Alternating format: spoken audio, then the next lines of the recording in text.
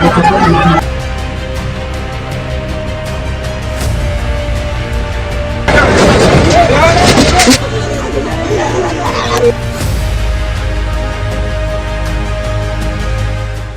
के करूर में शनिवार शाम एक बड़ा हादसा हो गया।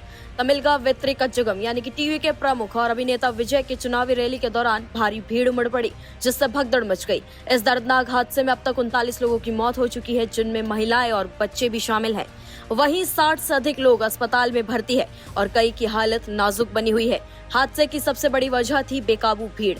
अनुमति सिर्फ 15,000 लोगों की थी, लेकिन रैली में 60,000 से ज्यादा लोग पहुंच गए।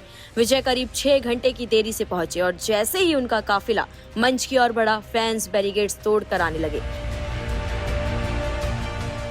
भीड़ में धक्का मुक्की और सांस लेने में दिक्कत के चलते कई लोग बेहोश होकर गिर पड़े, जिससे भगदड़ की स्थिति बन गई। दरअसल 2026 के विधानसभा चुनाव को लेकर तमिलनाडु विक्ट्री पार्टी के नेता विजय राज्य के हर जिले का दौरा कर रहे हैं। इस दौरान विजय स्थानीय पार्टी नेता से मुलाकात के साथ साथ वहां जनसभा को भी संबोधित कर रहे थे। शनिवार को नक्कल में रैली के दौरान मची भगदड़ के बाद अब उनके इस कार्यक्रम पर रोक लग सकती है।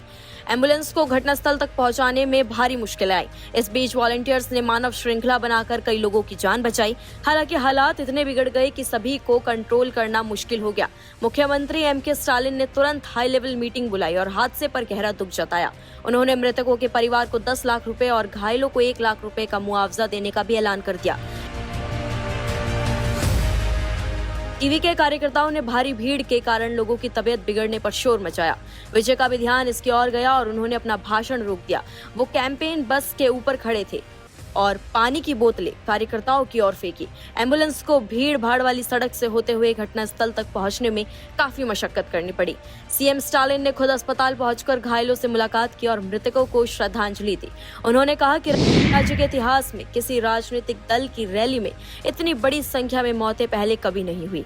इसके साथ ही उन्होंने इस पूरे मामले की जांच के लिए हाईकोर्ट के रिटायर्ड जज की अध्यक्षता में जांच कमेटी गठित करने का भी आदेश दिया है। करूर के डीएम के विधायक सेंथिल बालाजी ने बताया कि भगदड़ में घायल हुए 46 लोगों को निजी अस्पताल में और 12 लोगों को सरकारी अस्पताल में भर्ती कराया गया है। इनमें से कुछ की हालत काफी नाजुक बनी हुई है और मौतों का आंकड़ा लगातार बढ़ सकता है। सेंथिल बालाजी और करूर जिला कलेक्टर ने स्थिति का जायजा लेने के लिए अस्पतालों का दौरा भी किया। आपको बता दें, प्रत्यक्षदर्शियों के मुताबिक भीड़ सुबह 11 बजे से ही जमा होना शुरू हो गई थी, लेकिन विजय करीब 7:40 पर पहुंचे।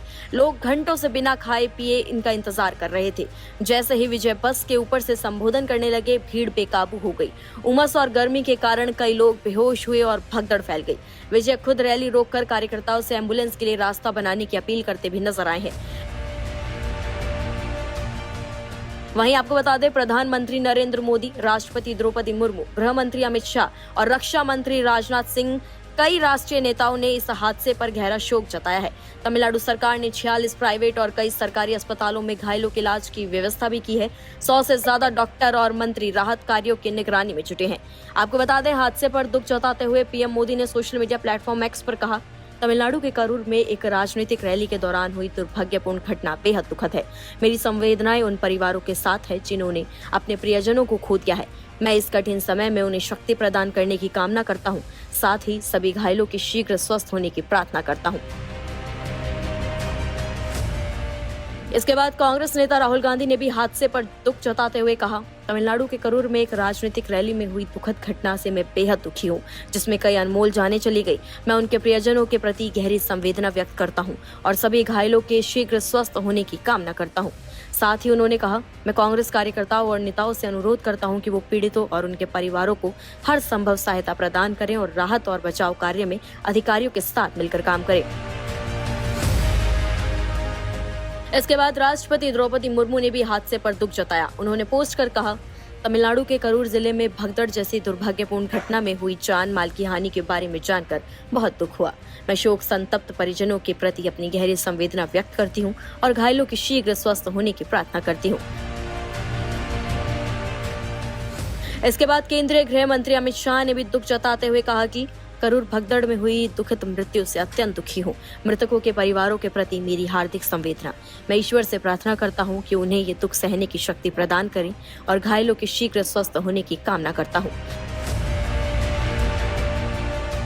इसके बाद कांग्रेस नेता प्रियंका गांधी वाड्रा ने करूर हादसे पर कहा, दुखद भगदड़ से मन व्यथित है। मेरी संवेदनाएं और प्रार्थनाएं उन परिवारों के साथ है जिन्होंने इस अकल्पनीय त्रासदी में अपने खास को खो दिया है। ईश्वर उन्हें इस कठिन समय में शक्ति प्रदान करे और घायलों के शीघ्र स्वस्थ होने की कामना करती हूँ। मैं क्षेत्र के सभी कांग्रेस कार्यकर्ताओं से अनुरोध करती हूँ कि वो घायलों की शीघ्र सहायता करें और राहत कार्यों में उनके परिवारों और अधिकारियों का सहयोग करें।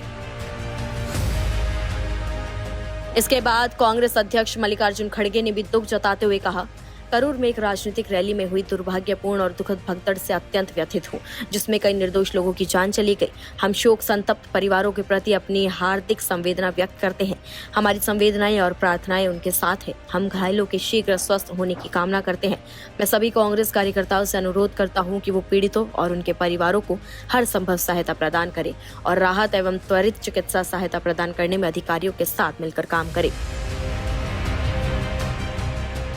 आपको बता दें, विजय की करूर रैली की जो तस्वीरें और वीडियो सोशल मीडिया पर सामने आए हैं, उनमें सड़क के दोनों ओर बहुत कम जगह में हजारों लोग ठसाठस भरे दिखाई देते हैं, जबकि विजय का कैंपेन बस बीच से गुजर रहा है। विजय जब रैली को संबोधित कर रहे थे तब भी भीड़ बढ़ती गई। लोग गर्मी, उमस और घुटन के कारण बेहोश होने लगे। देखते देखते भीड़ बेकाबू हो गई और भगदड़ मच गई। ये घटना केवल भीड़ प्रबंधन की विफलता नहीं बल्कि एक चेतावनी है कि राजनीति की चमक धमक और स्टार पावर के बीच आम जनता की जान कितनी असुरक्षित हो सकती है।